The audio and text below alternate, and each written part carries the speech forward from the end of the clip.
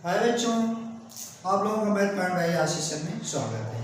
तो हम प्रश्नावली 12.2 पूरा कंप्लीट पढ़ चुके हैं। आज हम प्रश्नावली 12.3 स्टार्ट करने वाले हैं, जो कि वृत्तों से संबंधित क्षेत्रफल पर है। ठीक है, तो इसका पहला क्वेश्चन देख रहे हैं आप लोग। ये आकृति बनी हुई उस पहले क्वेश्चन का हम पहले क्वेश्चन पढ़ते हैं, फिर इस आकृति को समझाते हैं क्या है। लिखा है कि आकृति में छायांकित भाग का क्षेत्रफल ज्ञात करना, यानी ये जो छायांकित किया गया है भाग, यानी ये वाला भाग, ठीक है, इन सभी भागों का क्या करना है, क्षेत्रफल ज्ञात करना है इतने वाले भाग का। ठीक है, फिर आगे क्वेश्चन में क्या लिखा हुआ है, लिखा है कि यदि P और Q, PQ की लंबाई दे दिया है 24 सेंटीमीटर, कितना दे दिया, यदि PQ 24 सेंटीमीटर और PR, ये P से R जो है वह 7 सेंटीमीटर हो, तो वो तथा O वृत्त का केंद्र है, और ये O जो है ये वृत्त का क्या है, केंद्र है, सेंटर है। फिर इसके बाद कह रहा है, तो ये कह रहा है कि छायांकित भाग का क्षेत्रफल ज्ञात कीजिए। बस इसमें देखिए इतना दिया है, एक इसकी ये जीवा है P और Q, PQ इसकी जीवा है 24 सेंटीमीटर, एक जीवा RP है ये भी 7 सेंटीमीटर, और एक जीवा जो कि इसके केंद्र से होकर जा रही है व्यास है, तो व्यास हमें पता नहीं है, RQ का मान हमें पता नहीं है। तो आप लोग जानते हैं कि पहले ये RQ का मान ज्ञात कर लेते हैं, क्योंकि इस वाले भाग का क्षेत्रफल यानी छायांकित भाग का क्षेत्रफल ज्ञात करने के लिए हम क्या करेंगे कि ये तो अर्धवृत्त हो जाता है, ये दो भागों में डिवाइड हो जाता है, तो अर्धवृत्त के क्षेत्रफल में से इस त्रिभुज के क्षेत्रफल को हटा देंगे तो पता चल जाएगा छायांकित भाग का क्षेत्रफल। ठीक है, तो पहले इस त्रिभुज यानी और अर्धवृत्त का क्षेत्रफल ज्ञात करने के लिए हमें पाई यानी R की जरूरत पड़ेगी। त्रिज्या हमें पता नहीं है, तो त्रिज्या ज्ञात करने के लिए देखते हैं क्या करना पड़ेगा। तो ये एक वृत्त है यानी एक त्रिभुज है, ठीक है, इस वृत्त में एक त्रिभुज बना है, ये त्रिभुज हमें यहाँ पर अलग साइड से बनाते हैं, ये कैसा बना हुआ है, तो ये देखिए आप लोग ये इस तरह से पढ़े होंगे वृत्त वाले चैप्टर में कि जब कोई केंद्र से जब कोई व्यास, ठीक है, एक कोई व्यास हो गया, वह परिधि पर, ठीक है, 90 अंश का कोण बनाता है। कहीं से भी हम इस तरह से खींचेंगे, इस तरह से, ठीक है, इस तरह से कहीं भी ले जाएंगे तो यहाँ पर वह 90 अंश का कोण बनाएगा। ठीक है, तो ये देखिए यहाँ से केंद्र से उल्टा और जा रहा है कोई एक भुजा यानी व्यास, और वह उसके यानी इस पर ये हमेशा क्या करेगा, 90 अंश का कोण बनाएगा। ये जब 90 अंश का कोण बनाएगा तो ये त्रिभुज देखते हैं कुछ इस टाइप से बन जाएगा, इस तरह से है, ऐसे, ठीक है, ये त्रिभुज कहीं न कहीं कुछ ऐसे बन गया है।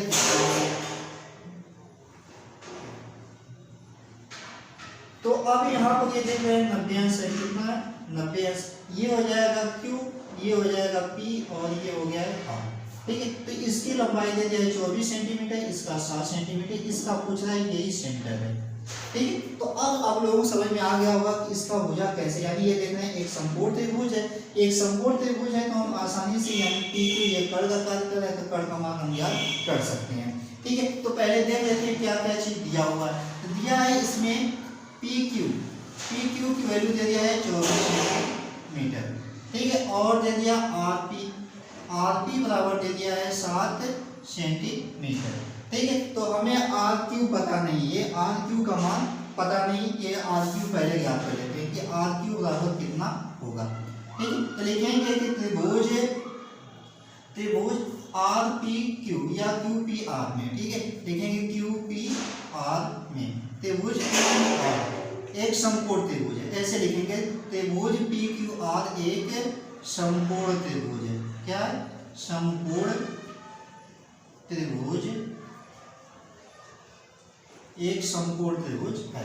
ठीक है, जब ये एक समकोण त्रिभुज हो जाएगा तो आप लोग जानते हैं कि यानी ये जो सबसे बड़ी भुजा होती है इसका स्क्वायर जो होता है अन्य दो भुजाओं के स्क्वायर के बराबर होता है। तो अर्थात हम लिख सकते हैं कि RQ का स्क्वायर बराबर हो जाएगा PQ का वर्ग, यानी PQ का स्क्वायर प्लस RP का वर्ग। ठीक है, आप लोग ऐसे इसका मान ज्ञात कर सकते हैं। ये कहते हैं PQ का मान 24 है, तो 24 का स्क्वायर हो जाएगा, प्लस RP का मान 7 है, तो 7 का स्क्वायर हो जाएगा। तो 24 का स्क्वायर होता है 576 और प्लस 7 का स्क्वायर होता है 7 7 49। अब इन दोनों को जोड़ेंगे तो हो जाएगा 625। कितना हो जाएगा, 625, यानी RQ स्क्वायर बराबर कितना हो गया, 625। तो आर क्यू उस तरह से इसका मान कितना हो जाएगा कि ये स्क्वायर है, 30 साइड जाएगा कि अंडर रूट हो जाएगा 625। तो इसका मान हो जाएगा 625 का वर्गमूल होता है 25, यानी आर क्यू का मान हो गया कितना 25 सेंटीमीटर। तो आप लोग देख रहे हैं कि आर क्यू जो वृत्त के केंद्र से होकर जा रहा है, जब वृत्त के केंद्र से होकर जाएगा तो वह व्यास का कार्य करेगा, अर्थात ये कह सकते हैं कि आर क्यू जो है वो क्या है, व्यास है वृत्त का, और वृत्त का व्यास आ गया है कितना 25 सेंटीमीटर। तो वृत्त की त्रिज्या कितनी हो जाएगी, तो त्रिज्या हो जाएगी इस त्रिभुज की आधी, यानी ये भुजा की व्यास की आधी, यानी 25/2 सेंटीमीटर। ठीक है, इतना अब आप लोगों को समझ में आ गया होगा कि कैसे ये लगा। अब कह रहा है कि इस छायांकित भाग का क्षेत्रफल ज्ञात करने के लिए हमें त्रिज्या भी पता हो गया है, ये त्रिभुज भी पता चल गया कि ये समकोण त्रिभुज है, तो हम आसानी से अब इसको सॉल्व कर सकते हैं। देखिए कैसे सॉल्व किया जाएगा। यहाँ पर लिखा जाएगा कि छायांकित भाग का क्षेत्रफल, क्या लिखा जाएगा, छायांकित भाग का क्षेत्रफल। छायांकित भाग का क्षेत्रफल क्या हो जाएगा, आप ये देख रहे हैं कि ये व्यास है, तो व्यास की एक साइड का इधर अर्धवृत्त बन रहा है, लेकिन ये अर्धवृत्त का क्षेत्रफल,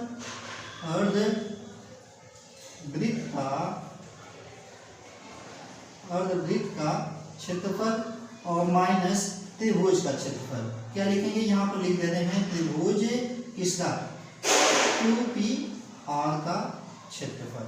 ठीक है, ये आप लोगों को समझ में आ गया होगा कि अर्धवृत्त का क्षेत्रफल माइनस त्रिभुज QPR का क्षेत्रफल। तो देखिए अर्धवृत्त का क्षेत्रफल क्या हो जाएगा, तो होता है वृत्त का क्षेत्रफल पाई आर, इस बार इसका आधा करने का मतलब बटे में 2 कर देंगे, और फिर माइनस त्रिभुज PQR एक समकोण त्रिभुज है, तो समकोण त्रिभुज का फार्मूला होता है 1/2 आधार गुणे ऊंचाई। क्या होता है, आधार गुणे ऊंचाई।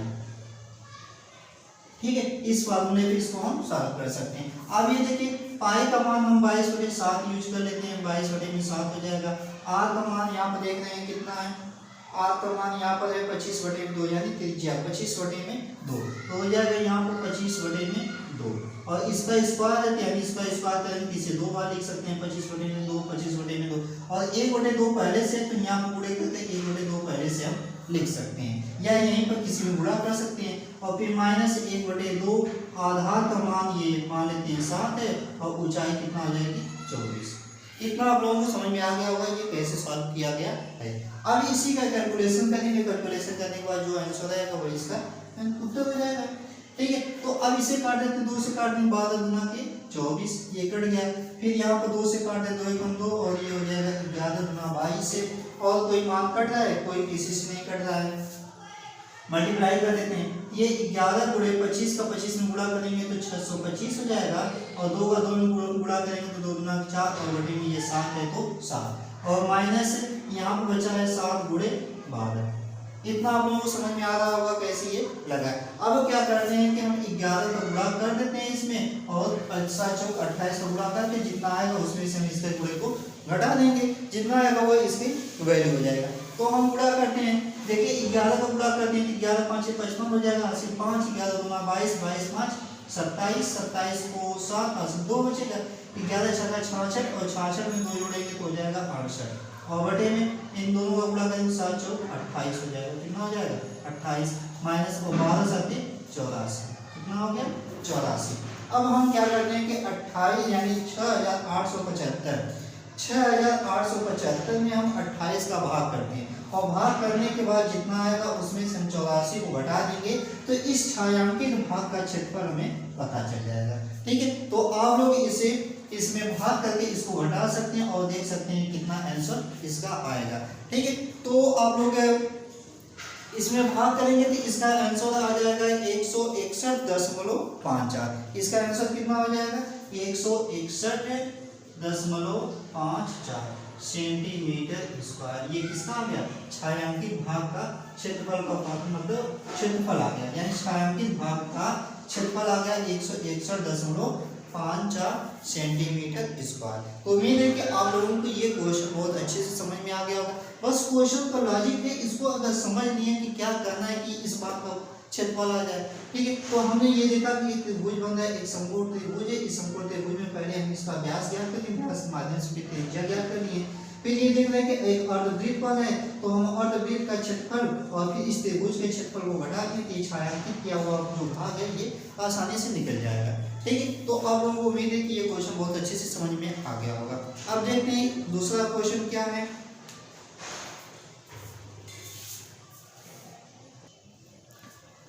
तो अब ये देखते हैं क्वेश्चन नंबर 2। क्वेश्चन नंबर 2 में इसमें क्या फर्क कहा रहा है, ये आप लोग फिगर देख रहे हैं। तो इसमें लिखा हुआ क्वेश्चन नंबर 2 कि दी गई आकृति में छायांकित भाग का क्षेत्रफल ज्ञात कीजिए। यानी ये जो आकृति दिया हुआ है इसमें दो वृत्त हैं, इन दोनों वृत्तों का केंद्र ये देख रहे हैं O है। ठीक है, और इसकी त्रिज्या एक तो इतना हो जाएगी, ठीक, और एक दो, यानी दो वृत्त हैं, एक छोटा वृत्त और एक बड़ा वृत्त है। तो ये छायांकित भाग है, ये जो आप देख रहे हैं ये क्या है, एक छायांकित भाग है। और कह रहे हैं इसी छायांकित भाग का क्षेत्रफल बताइए, क्या होगा इस छायांकित भाग का क्षेत्रफल। ठीक है, कह रहे हैं कि यदि केंद्र O वाले, यानी केंद्र O वाले दो सकेंद्रीय वृत्तों की त्रिज्याएं, अब ये देखो ये दो केंद्र वृत्त हैं और दोनों वृत्तों का एक ही केंद्र यानी सकेंद्रीय हो गया, इसकी त्रिज्याएं क्रमशः 7 सेंटीमीटर और 14 सेंटीमीटर दिया है। यानी इसकी त्रिज्या कितना कितना दिया है, तो देखिए एक त्रिज्या यहाँ से ये इतना हो जाएगी, ठीक है, और एक त्रिज्या ये पूरा हो जाएगी। तो दो त्रिज्या R1 और R2 हम मान सकते हैं, यानी छोटे वृत्त की त्रिज्या को हम R1 मान लेते हैं और पूरे बड़ी वाली त्रिज्या को हम क्या मान लेते हैं, R2 या कैपिटल R मान लेते हैं। ठीक है, सॉरी मान लेते हैं ये छोटी वाली त्रिज्या को छोटा R और बड़ी वाली त्रिज्या को बड़ा R। ठीक है, यानी कैपिटल स्मॉल R और कैपिटल R। ठीक है, तो यहाँ पर दो त्रिज्या दे दिया है, एक स्मॉल R यानी त्रिज्याएं दिया हुआ है, त्रिज्याएं। ठीक है, त्रिज्याएं देखते हैं क्या क्या दिया है, तो स्मॉल R बराबर दे दिया है 7 सेंटीमीटर, क्या दिया है 7 सेंटीमीटर। फिर कैपिटल R बराबर दे दिया है 14 सेंटीमीटर, और फिर दिया है एक कोण AOC, AOB, क्या है AOB, या इसे देखिए नामकरण कर सकते हैं, यहाँ पर A है, यहाँ पर O A और मान लेते हैं ये B हो गया, और इसे D मान लेते हैं ये C। तो AOC ये पूरा कोण जो दिया है AOC बराबर दे दिया है 40 अंश। ठीक है, यानी यहाँ पर केंद्र पर वो 40 अंश का कोण बना रहा है, यानी छोटी त्रिज्या हो जाएगी BO, यानी छोटी त्रिज्या को हम क्या लिख सकते हैं, BO भी लिख सकते हैं, और बड़ी त्रिज्या को AO लिख सकते हैं, CO लिख सकते हैं। तो AO जो है वो बड़ी त्रिज्या हो जाएगी, सॉरी यहाँ पर AO, ठीक है, AO यानी बड़ी त्रिज्या। ठीक है, तो इस वाले भाग का क्षेत्रफल ज्ञात करना है। ये देख रहे हैं कि एक त्रिज्यखंड बन रहा है कि नहीं, एक बड़ा वाला त्रिज्यखंड बन रहा है, ठीक है, और एक छोटा त्रिज्यखंड बन रहा है, एक छोटा सा यहाँ से यहाँ तक। ठीक है, तो हम क्या करते हैं, बड़े त्रिज्यखंड में से छोटे वाले त्रिज्यखंड को घटा देंगे तो पता चल जाएगा कि ये छायांकित भाग का क्षेत्रफल कितना है। ठीक है, तो हम डायरेक्टली लिख सकते हैं कि छायांकित भाग का क्षेत्रफल बराबर छायांकित भाग का क्षेत्रफल, छायांकित भाग का क्षेत्रफल, इसमें यानी दो वृत्त है, एक बड़ा वृत्त है और एक छोटा वृत्त है। तो लिख सकते हैं बड़े त्रिज्यखंड का क्षेत्रफल या बड़े वृत्त का त्रिज्यखंड का क्षेत्रफल माइनस छोटे वृत्त के त्रिज्यखंड का क्षेत्रफल, ऐसे लिख सकते हैं। लिख सकते हैं बड़े वृत्त का त्रिज्यखंड, के नहीं का लिखते हैं, बड़े वृत्त का त्रिज्यखंड और उसमें से हम घटा देते हैं किसमें, छोटे वृत्त के त्रिज्यखंड के, छोटे वृत्त का त्रिज्यखंड। ठीक है, यानी बड़े वृत्त के त्रिज्यखंड में से छोटे वृत्त के त्रिज्यखंड को हम क्या करते हैं, घटा देते हैं, तो पता चल जाएगा कि छायांकित भाग का क्षेत्रफल कितना है। तो देखिए बड़े वृत्त का मतलब दोनों के लिए कोण तो एक ही है, थीटा थीटा दोनों बराबर ही होगा। ठीक है, बस यहाँ पर त्रिज्या बदल रही है, तो त्रिज्या यहाँ पर देखते हैं क्या होगी, यानी पाई और यहाँ पर capital R square theta upon 360 अंश, ये बड़े वृत्त का त्रिज्यखंड हो जाएगा, माइनस छोटे वृत्त का त्रिज्यखंड पाई और small R square theta upon 360 अंश। ठीक है, इतना देख रहे हैं सब कुछ सेम सेम मिल रहा है। अब क्या कर रहे हैं कि इन दोनों में कॉमन क्या मिल रहा है, पाई और theta, pi into theta upon 360 अंश, ये कॉमन मिल जाएगा। यहाँ पर बचेगा capital R square minus small R square. ठीक है, इतना आप लोगों को ये चीज समझ में आ रहा होगा कैसे किया गया। देखिए यहाँ पर पाई है, थीटा बटे 360 अंश, थीटा बटे 360 इसको कॉमन कर लिया गया, बचा R capital R square minus small R. अब यहाँ पर मान रख देते हैं सभी का। ये पाई का मान होता है 22/7 और थीटा का मान दिया हुआ है 40 अंश, तो 40 बटे में हो जाएगा 360 अंश। फिर क्वेश्चन में कैपिटल आर का मान दिया है 14, तो 14 का स्क्वायर हो जाएगा माइनस से इसका मान दिया है यानी स्मॉल आर का मान दिया है 7, 7 का स्क्वायर हो जाएगा। इतना तो आप लोगों को समझ में आ गया होगा कैसे किया गया है, ठीक है। अब यहाँ पर देख रहे हैं कि ये तो 0 से 0 कट जाएगा, 4 से काटेंगे 4 × 4 4 9 36, तो यहाँ पर बचा 22/7 गुणे ऊपर तो 1 बचा है, नीचे 9, तो 1/में हो जाएगा 9 गुणे 14 का वर्ग करेंगे तो 14 14 होता है 196 माइनस 7 का वर्ग करेंगे तो 7 7 49। इतना आप लोगों को समझ में आ गया होगा कैसे कैलकुलेशन किया गया है, ठीक है। फिर छायांकित भाग का क्षेत्रफल हो जाएगा 22/7 गुणे 1/9 और गुणे यानी ये कोष्टक में तो कोष्टक लगा लेते हैं। तो अब ये देखिए 96 में से 196 से 49 घटाते हैं, तो 196 इसमें से 49 घटाते हैं तो ये 16 में से 9 घटेगा 7 बचेगा, 8 में से 4 घटेगा 4 और 147। तो यहाँ पर गुणे में भी लिख सकते हैं 147। कितना आ गया 147।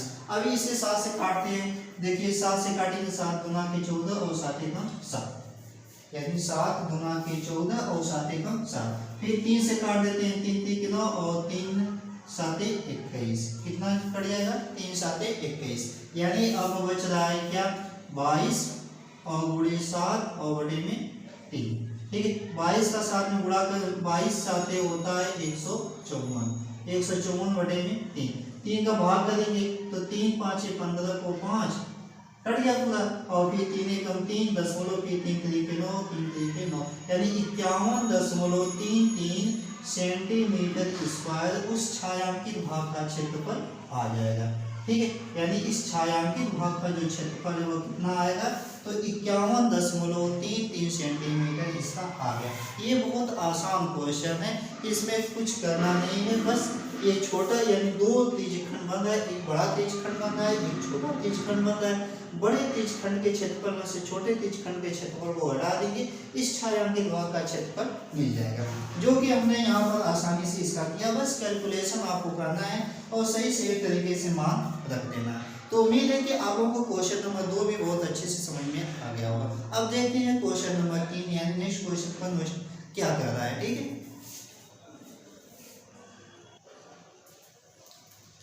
अब ये देखते हैं क्वेश्चन नंबर 3। क्वेश्चन नंबर 3 में क्या है, अब ये आकृति देख रहे हैं। क्वेश्चन नंबर 3 पढ़ते हैं क्या लिखा हुआ है क्वेश्चन नंबर 3।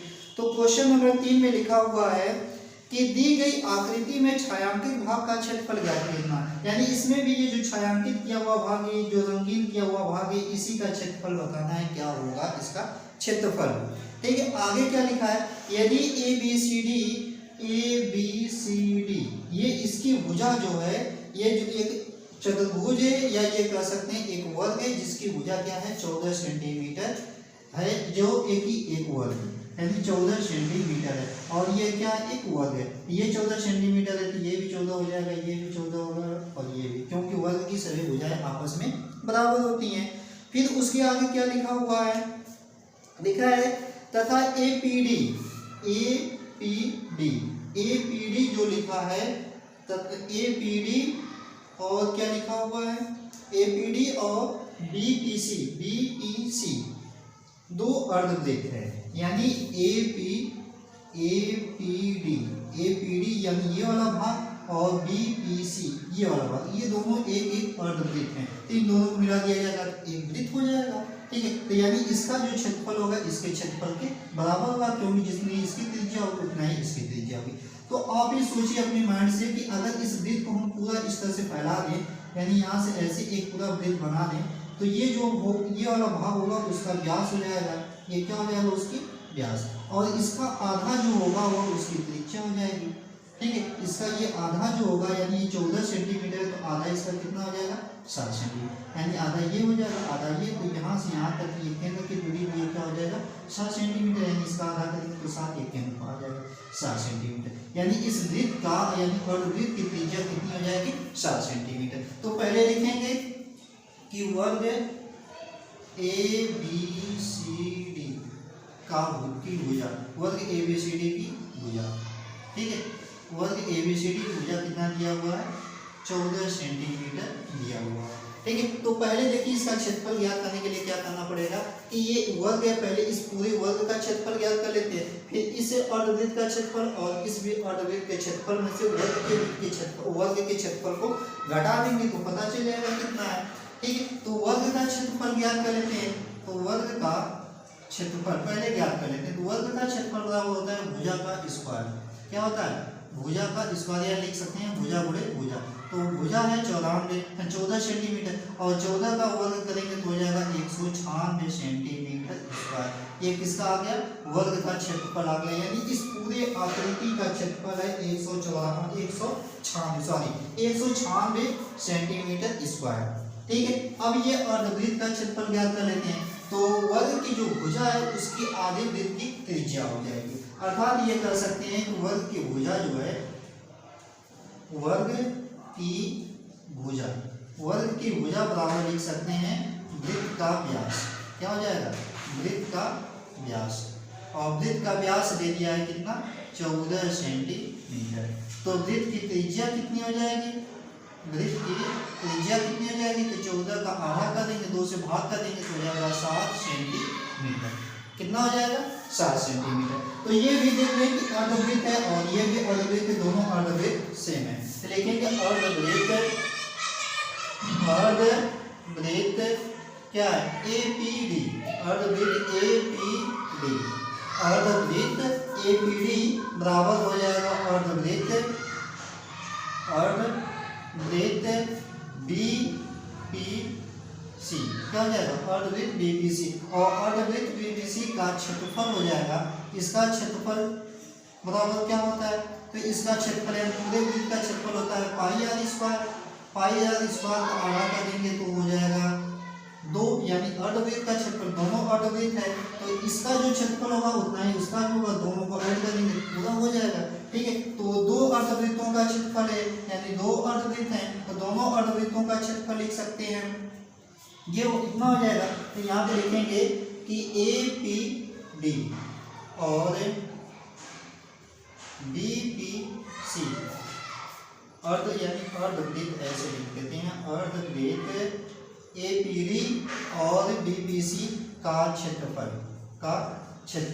या ये लिख सकते हैं कि दोनों अर्धवृत्तों का क्षेत्रफल। तो ये देखें 2 अर्धवृत्त हैं, यहाँ पर 2 हो जाएगा और बड़े अर्धवृत्त का क्षेत्रफल होता है पाई आर स्क्वायर अपॉन 2, ये 2 से 2 बढ़ जाएगा, अर्थात ये पूरा वृत्त बना देगा दोनों, यानी पाई आर स्क्वायर। इस वृत्त को मिला देंगे तो इस तरह से एक पूरा वृत्त बन जाएगा। एक पूरे वृत्त का क्षेत्रफल ज्ञात कर लेते हैं, तो हो जाएगा पाई का मान होता है 22/7 और आर का मान है कितना, 7 सेंटीमीटर। तो 7 का स्क्वायर 7 × 7 लिख देते हैं, एक 7 से एक 7 कट गया, 22 का पूरा 7 में करेंगे 22 आते होता है 154, कितना होता है 154 सेंटीमीटर स्क्वायर।